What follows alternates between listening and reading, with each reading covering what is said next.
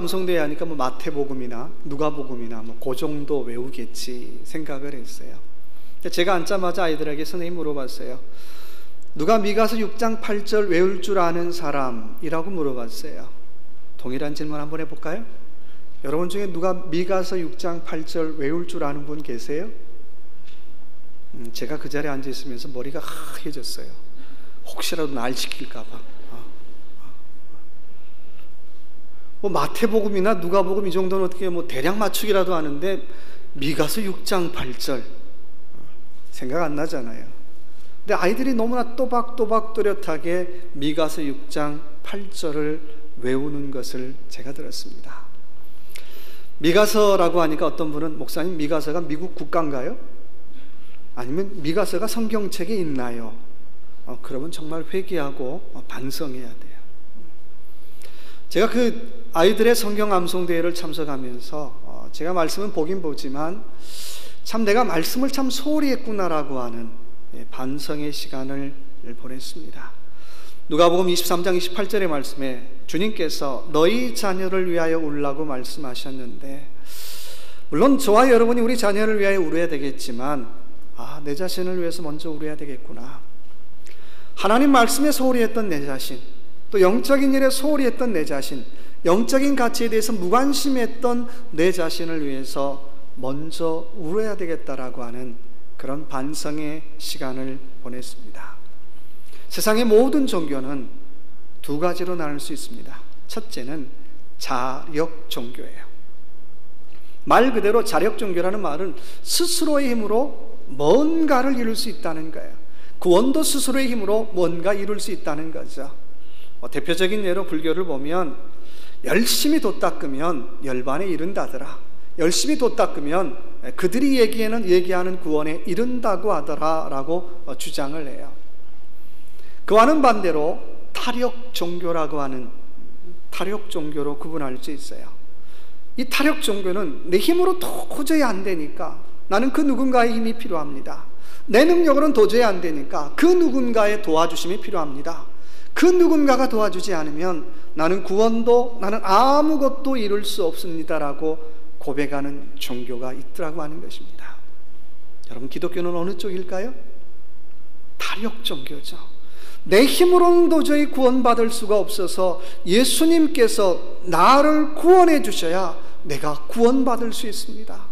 내 힘으로는 내가 도무지 하나님 자녀가 될 수 없어서 주님께서 나를 구원해 줘야 내가 하나님의 자녀가 될 수 있습니다라고 고백하는 종교가 바로 기독교라고 하는 것입니다. 이것을 신앙적인 용어로 얘기한다면 은혜라고 얘기할 수 있습니다. 지난 시간에 로마서 6장을 통하여 신 플러스 엑싯, 신 시트에 대해서 같이 나눴어요. 죄에서 자유했다는 거예요. 죄에서 해방되었다는 거죠. 죄에서 해방되고 은혜 안에 사는 사람이라고 하는 얘기를 지난 시간에 같이 나눴습니다. 그러면 신 시트, 죄에서 자유한 사람이 어떻게 살아야 되냐는 얘기죠. 다른 말로 말하면 그리스도 안에서 자유한 사람은 이제 어떻게 살아야 됩니까? 라고 하는 그 가이드를 오늘 로마서 제6장 하반부는 우리에게 가르쳐주고 있습니다. 여러분, 죄에서 자유한 사람 어떻게 살아야 될까요? 신 시트한 사람 어떻게 살아야 될까요? 첫째, 우리 12절 같이 한번 읽어볼까요? 12절입니다. 그러므로 너희는 죄로 너희 죽을 몸에 왕노릇하지 못하게 하여 몸의 사역을 순종치 말고, 첫 번째 삶의 태도는 죄에게는 단 한 표도 주지 맙시다. 한번 따라해 봅시다. 죄에게는 단 한 표도 주지 맙시다. 11월 8일 날 무슨 날이죠? 미국 대선이 있는 날이에요. 어떤 분은 공화당 후보를 지지하고 어떤 분은 민주당 후보를 지지할 거예요. 때로는 그것 때문에 뭐 많은 갑론을박 토롯하죠. 아니야, 우리 후보가 더 나아, 우리 후보가 더 좋아. 근데 신앙인에게 투표의 기준이 있다면 딱 한 가지죠.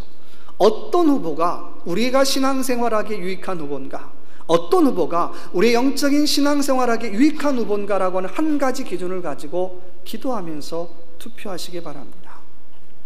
어느 당 후보든 투표할 수 있겠죠. 그런데요, 오늘 말씀처럼 죄에게는 단 한 표도 주지 말라는 거예요. 내가 죄에게 단 한 표 행사하는 순간 죄는 그때부터 영향력을 발휘하기 시작하더라는 겁니다. 오늘 13절의 말씀을 메시지 성경은 이렇게 번역을 하고 있습니다. 여러분은 옛 폭군의 지배 아래 있지 않고 대신 온 마음을 하나님의 길에 헌신했으니 죄는 거들떠 보지도 말고 잔 심부름도 거절하라고 번역하고 있어요. 뭐는 뭐 하지 말고요? 죄는 거들떠도 보지 말고 죄에게는 잔 심부름도 하지 말라고 말씀하고 있어요. 유명한 그리스의 소설가인 니코스 카잔차스키 묘비에 이렇게 쓰여져 있습니다. 나는 아무것도 바라지 않습니다. 나는 아무것도 두려워하지 않습니다. 나는 자유입니다. 어쩌면 신앙생활하는 저와 여러분이 삶의 목표로, 삶의 모토로 삼아야 될 말씀 같아요. 나는 아무것도 바라지 않습니다. 그렇다고 나는 아무것도 두려워하지 않습니다. 그리고 나는 자유합니다. 그리고 나는 자유합니다. 그렇습니다. 저와 여러분은 그리스도 안에서 자유한 사람입니다. 그런데 내가 죄에서 자유했다라고 하는 것은 이제 내 마음대로 살아도 좋다라고 하는 뜻이 결코 아니라고 하는 거예요. 나 자유했으니까 내 마음대로 살아야지, 내 마음껏 살아야지, no, 아니라는 거예요. 죄에서 자유한 사람은, 그리스도 안에 자유를 누리는 사람은 처음부터 끝까지 하나님의 긍휼하심에 매달리는 사람이 그리스도 안에 자유한 사람의 모습이라고 하는 것입니다. 나는 하나님 없이는 살 수 없습니다. 나는 주님 없이는 살 수 없습니다. 나는 신앙 없으면 나는 살 수 없습니다. 이것이 자유한 사람의 모습이라고 하는 거예요. 이 말은 다른 말로 말하면 우리 자신을 바라보는 방향에서 그리스도를 바라보는 방향으로 인생의 초점이 바뀌는 거예요. 좀 더 다른 말로 말한다면 경건을 향한 갈망이라는 거죠. 영적인 갈망이에요. 영적인 갈망을 갖고 사는 것이 그리스도 안에서 자유한 사람의 모습이라고 하는 것입니다. 에베소 1장 4절의 말씀에 이렇게 말씀하십니다. 이는 우리의 기업의 보증이 되사 그 얻으신 것을 구속하시고 그의 영광을 찬미하게 하려 하심이라. 여러분에게 질문 하나 던질까요? 여러분, 사랑의 가치가 얼마나 될까요? 사랑한다라고 하는데 사랑의 가치가 얼마나 될까요? 특별히 죄인을 사랑하는 가치, 죄인을 사랑하는 값이 얼마나 될까요? 예수 그리스도께서는 저와 여러분을 그런 가치로 사랑하셨다는 거예요. 죄인인 나를 사랑하셨어요. 어떤 가치를 걸고요? 생명의 가치를, 목숨의 가치를, 피의 대가를 걸고 저와 여러분을 사랑하신 줄로 믿습니다. 그래서 사랑의 최고의 대가는 죽음이에요. 여러분 중에 누가 그렇게 할 수가 있겠어요? 우리는 아무도 그렇게 할 수가 없어요. 갈라디아 5장 1절의 말씀에 율법 아래서 의롭다함을 얻으려 하는 자는 그리스도에게서 끊어지고 은혜에 떨어진 자로다라고 말씀하고 있어요. 내가 어떻게 은혜 안에 들어갈 수 있습니까? 내가 어떻게 주의 사랑 안에 들어갈 수 있습니까? 예수 그리스도의 십자가 외에는 다른 방법이 never 없다는 거예요. 여러분, 죄에게는 한 표도 주지 마십시다. 쉬운 성경은 이렇게 번역합니다. 여러분 죄에게 기회 주지 마십시오. 여러분 죄에게 찬스 주지 말라고 얘기하고 있어요. 레위기 13장에 보면 문둥병자 한센시병 규례가 나옵니다. 한센병 환자를 향해서 처음부터 당신 한센병 환자이라고 진단하지 않아요. 처음에 그 내용을 보니까 환부에 뽀드락지처럼 조그만 것이 자란다는 거예요. 그것이 퍼져가지고 나중에는 머리까지 퍼졌다라고 표현하고 있어요. 머리까지 펴졌다는 얘기는 다 번졌다는 거죠. 처음에는 뽀드락지 같은 작은 것으로 시작돼요. 근데 나중에는 어떻게 해요? 괜찮겠지 뭐. 나중에는요, 온몸을 다 차지하더라고 하는 것입니다. 여러분, 첫 번째 말씀, 죄에게는 한 표도 주지 마시기 바랍니다. 두 번째는 우리 13절의 말씀 같이 한번 읽어볼까요? 또한 너희 지체를 불의의 병기로 죄에게 드리지 말고 오직 너희 자신을 죽은 자 가운데서 다시 산 자같이 하나님께 드리며 너희 지체를 의의 병기로 하나님께 드리라. 두 번째 말씀은 의의 병기로 사십시다. 한번 따라해 봅시다. 의의 병기로 사십시다. 여러분이 또 하나 질문 한번 던질게요. 만약에 여러분의 와이프가 부엌에서 음식을 만들기 위해서 칼을 들고 있는 모습을 보면 남편들 어떤 생각이 드세요? 1번 매우 사랑스럽다 있나요? 속으로 2번 사랑스럽다, 3번 두렵다, 4번 무섭다. 1번, 2번은 괜찮은 것 같아요. 근데 3번, 4번은 문제가 있다는 거예요. 사랑하는 아내가 가족들을 위해서 부엌에서 음식장만 해서 칼 들고 있으면 10명 중에 9.5명은 와, 사랑스럽다, 역시 내 아내야, 행복하다, 그런 느낌 받는 게 정상이죠. 근데 그런 아내의 모습 볼 때마다 와, 두렵다, 와, 무섭다, 이상한 거예요. 거꾸로 만약에 강도가 칼을 들고 있는 모습 봤다면 어떨까요? 아마 10명 중에 10명 다 와, 무섭다, 두렵다, 겁난다, 그런 느낌 받을 거예요. 그렇습니다. 칼은 누구의 손에 들려있느냐가 참 중요해요. 마찬가지로 저와 여러분, 영적으로도 마찬가지예요. 저와 여러분이 누구의 손에 들려있느냐가 참 중요하다라고 하는 거예요. 오늘 예배당에 나온 것도 정말 잘한 일이지만, 내가 예배당에 나와 있지만 주님, 내가 오늘 누구의 손에 내가 들려 있습니까? 내가 누구의 손에 내가 사용되고 있습니까? 라고 하는 질문은 더 중요한 질문이라고 하는 것입니다. 만약에 오늘 내가 예배당에 나왔는데 마귀의 도구로만 쓰임받는다고 생각해 보세요. 얼마나 끔찍해요. 얼마나 슬퍼요. 거꾸로 내가 주님의 은혜의 도구에, 주님의 의의 병기로 내가 쓰임받는다고 생각해 보세요. 얼마나 행복하겠어요. 얼마나 감격스럽겠어요.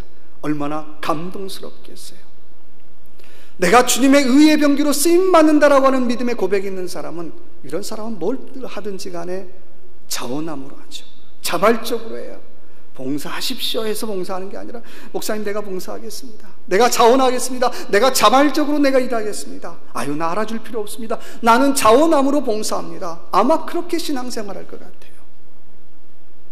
신명기 6장 5절의 말씀에 주님 말씀하십니다. 네 마음을 다하고 네 성품을 다하고 네 목숨을 다하여 주 너희 하나님을 사랑하라고 말씀하고 있습니다. 오늘 저와 여러분 어떤 자세로 신앙생활하고 있습니까? 어떤 마음으로 신앙생활하고 있습니까? 어떤 사람은 신앙생활하는데 이렇게 신앙생활하는 사람이 있어요. 종처럼 신앙생활하는 사람이 있어요. 종이라는 건 뭐예요? 시키는 일만 잘하면 돼요. 내가 오늘 이거 못했는데 어떡하지? 초조해요. 힘들어요. 나 이거 달성 못했어. 이거 못했으니까 어떻게, 내가 감히 내가 주인 앞에 내가 설 수 없어. 초조하고 두렵고 떨려요. 늘 눈치 보죠. 종처럼 신앙생활하는 사람이 있어요. 근데요, 어떤 사람은 신앙생활에도 아들처럼 신앙생활하는 사람이 있어요. 뭔 일을 시켜도 어떻게 해요? 50%밖에 못했어요. 반밖에 못했어요. 기대치에 못 미쳐요. 근데 너무 당당해요. 너무 자신 있어요. 괜찮아. 나 최선을 다했으니까. 그리고 어떻게 해요? 떳떳하게 부모 앞에 내놔요. 뭐기 때문에요? 자식이기 때문에, 자녀이기 때문에요. 내가 자녀이기 때문에, 자식이기 때문에 내가 그럴 수 있는 거예요. 다음 달에 아들이 결혼을 하는데 마음 준비가 참 복잡해요. 할 일도 많아요. 근데 제가 배우고 깨닫는 것 중에 하나가 하나하나 기쁘다라는 마음이 있어요. 왜 기쁠까? 목사님 며느리 얻어서 기쁘죠. 며느리하고 아들을 떠나서 내 자녀라는 마음이 드니까 그냥 기쁜 거예요. 내 자식이니까, 둘 다 내 자식이잖아요. 내 자녀 일이니까 그냥 기쁘다, 그냥 좋다. 원하기는 이 시간에 저와 여러분의 내가 하나님 자녀됨에 대한 분명한 고백이 있기를 주님의 이름으로 축원합니다. 주님의 선십이 있기를 원합니다. 주님, 내가 하나님의 자녀 맞습니까? 내가 주님의 자녀 맞다면 내가 자녀답게 일하기를 원합니다. 때로는 나 잘 못해요. 내 서툴러요. 내 부족해요. 그렇지만 하나님 이 모습 이대로 주님 받아주세요. 나 연약한 거 아시잖아요. 이 모습 이대로 주님 받아주세요. 그렇지만 주님 거절할지 않을지, 내가 거절하지 않을지 저는 알아요.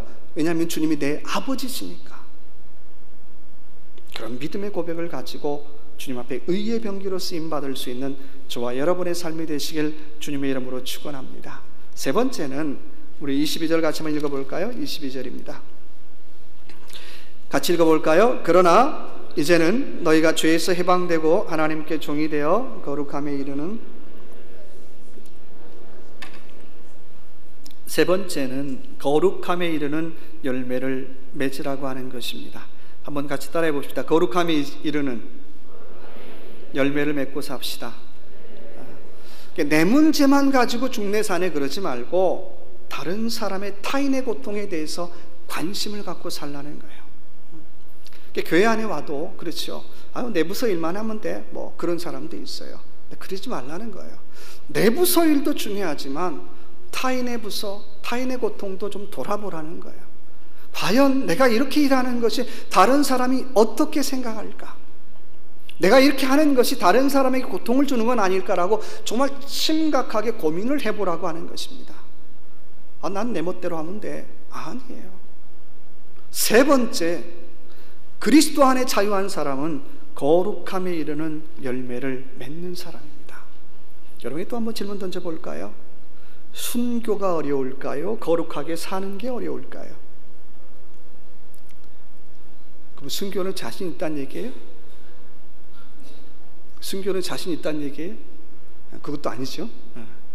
순교도 어렵지요. 거룩하게 사는 것도 그것도 어렵지요. 제 얘기가 아니고 죽으면 죽으리다를 쓴 안희숙 사모님의 고백입니다. 사모님이 일제시대 신사참배 반대에서 계속 신사참배 반대 운동을 했어요. 반대 운동할 때마다 잡아서 감옥에다가 넣는 거예요. 고진 고문을 당했죠. 한 6년 정도의 그 감옥 생활을 했는데, 그리고 8.15가 끝난 다음에 해방돼서 풀려나죠. 감옥에서 고문을 당하고 기절하기도 하고 뭐 질질 끌려 다 나오기도 하는데, 감옥에서 있다가 또 고문받고 나와서 하나님 앞에 그런 기도한대요. 하나님, 왜 나를 살려두셨습니까? 내가 거기서 나를 죽이시지, 내가 순교당하게 해주시지, 왜 또 나를 살려두셔서 또 이 모진 꼴을 보게 하십니까? 라고 기도했다는 거예요. 그러면서 그분이 고백하는 것은, 순교당하는 것도 쉽지 않은데 하루하루를 신앙을 지키면서 거룩하게 사는 것, 하루하루 신앙을 지키면서 정말 거룩하게 사는 것은 더 어렵다라고 하는 고백을 그분이 하고 있습니다. 여러분, 우리는 부자로 사는 것과 잘 사는 것을 분명히 구분해야 한다는 거예요. 한 초등학교에서 초등학생에게 내준 숙제가 화제가 된 적이 있습니다. 그 숙제의 내용은 이런 거였어요. 사진에 아프리카 난민이 땅에 떨어진 빵부서기를 주워 먹고 있는 장면을 찍었어요. 1번 문제, 어떤 느낌을 받습니까? 라고 하는 질문 던졌어요. 2번은 이 사람에 비해서 당신은 얼마나 행복합니까? 라고 하는 질문을 두 번째로 던졌어요. 그 질문에 여러분 같으면 뭐라고 대답했겠어요? 나는 굉장히 행복합니다 라고 대답했을지 몰라요. 그 질문에 한 초등학생이 이렇게 대답했습니다. 남의 아픔을 보고 내가 얼마나 행복한가를 아는 것은 별로 좋은 일이 아니라고 생각합니다. 같이 아픔을 해결하고 같이 행복하고 같이 잘 사는 것이 진짜 행복이라고 생각합니다. 초등학생의 대답이에요. 라브리 공동체를 만들었던 프란시스 세포가 이런 얘기를 했습니다. 그리스도인의 목표가 무엇입니까? 만일 그리스도인의 목표가 행복이라면 여러분은 불신자와 다를 것이 조금도 없습니다라고 대답을 했어요. 최소한 그리스도인의 삶의 목표는 행복 이상의 것이어야 한다라고 얘기를 하고 있습니다. 여러분, 무엇을 위해 살아가십니까? 로마서 14장 14절의 말씀에 내가 알고 확신하노니 무엇이든지 스스로 속된 것이 없으되 다만 속되게 여기는 그 사람에게 속되니라. 하나님께서 저와 여러분에게 주신 선물 얼마나 많아요. 시간도 음식도 모든 환경도 얼마나 많아요. 여러분, 마음에 꺼리낌 없이 자유롭게 사용하시기 바랍니다. 내가 지킬 수도 있고 지키지 않을 수도 있어요. 내가 먹을 수도 있고 먹지 않을 수도 있어요. 근데 중요한 것은, 한 가지 분명히 기억해야 될 것은, 이 모든 것은 서로의 덕을 세우는 방향으로 사용해야 한다는 거예요. 빌립보 4장 12절의 말씀에 유명한 사도 바울의 고백입니다. 나는 비천에 처할 줄도 알고 풍부에 처할 줄도 알아. 모든 일 배부름과 배고픔과 궁핍에도 처할 줄 아는 일체 자족의 비결을 배웠노라고 고백하고 있어요. 우리는 그리스도의 자유에 대해서 나누고 있잖아요. 자유, 내 마음대로 살겠습니다. 내 하고 싶은 대로 다 하겠습니다. 그게 자유가 아니라고 하는 거예요. 진정한 그리스도의 자유는 내가 궁핍함에도, 내가 부함에도, 내가 어떤 형편에도 내가 일체 자족의 비밀을 배웠노라고 고백하는 것이 진정한 그리스도인의 자유의 모습이라고 하는 것입니다. 로마서 15장 1절 2절에 계속해서 말씀합니다. 믿음이 강한 우리가 마땅히 믿음이 약한 자의 약점을 담당하고 자기를 기쁘게 하지 아니할 것이라. 우리 각 사람이 이웃을 기쁘게 하되 선을 이루고 덕을 세우도록 할지니라. 여러분의 자유 무엇을 위해 사용하시냐는 것입니다. 갈라디아 5장 13절의 말씀에 너희가 자유를 위하여 부르심을 입었나니 그 자유로 육체의 기회를 삼지 말고 오직 사랑으로 서로 종노릇하라. 어떤 사람이 그리스도 안에서 자유한 사람입니까? 어떤 사람이 그리스도의 자유를 누리는 사람입니까? 내 마음대로 하는 사람이 아니라 내가 사랑으로 종노릇하겠습니다. 내가 사랑으로 섬기겠습니다. 내가 사랑으로 헌신하겠습니다. 그 사람이 진짜로 그리스도 안에서 자유한 사람의 모습이라고 하는 것입니다. 갈라디아 5장 15절의 말씀에 만일 서로 물고 먹이면 피차 망할까 조심하라고 말씀하고 있어요. 여러분, 사랑이 떠난 곳에 남아있는 건 싸움밖에 없어요. 여러분, 가정에 사랑이 떠나 있다고 한번 생각해 보세요. 뭐만 남아요? 싸움밖에 남지 않아요. 교회도 마찬가지죠. 그리스도의 사랑이 다 떠났다고 생각해 보세요. 뭐만 남겠어요? 싸움밖에 남지 않아요. 그럼 교회, 가정뿐만이 아니라 어떤 단체든지 마찬가지예요. 사랑이 떠나면 싸움밖에 남지 않더라고 하는 것입니다. 서로의 스스로 사랑의 노예로 사시기 바랍니다. 그러기 위해서는 교회 안에서도 그렇게 했으면 좋겠어요. 싸움의 시작자가 아니라 싸움의 종결자로 사셨으면 좋겠어요. 그래 해보자가 아니라, 또 소문의 시발자가 아니라 소문의 종결자로 사셨으면 좋겠어요. 나한테 그 얘기 하지 마. 우와 막 더 붙여서 그러지 말고요. 고린도전서 10장 31절의 말씀, 주님께서 이 시대를 살아가는 그리스도인들에게 주시는 말씀입니다. 그런즉 너희는 먹든지 마시든지 무엇을 하든지 다 하나님의 영광을 위하라. 우리가 뭘 하든지 간에 서로를 격려하면서 또 선행을 격려하면서 주님, 내가 하는 이 일이 하나님의 영광을 위한 일이 되기를 원합니다. 그럼 믿음의 고백으로 주의 영광을 위해 살아갈 수 있는 이 하루, 이 한 주간 되시길 주님의 이름으로 축원합니다. 기도하겠습니다. 하나님, 주에게는 한 표도 주지 말게 하시고 의의 병기로 살게 하시고 거룩함에 이르는 열매를 맺게 하옵소서. 예수 그리스도 이름으로 간절히 기도드립니다. 아멘. 찬송가 460장 1절 3절 부르시면서 준비하신 예물 주님 앞에 드리겠습니다.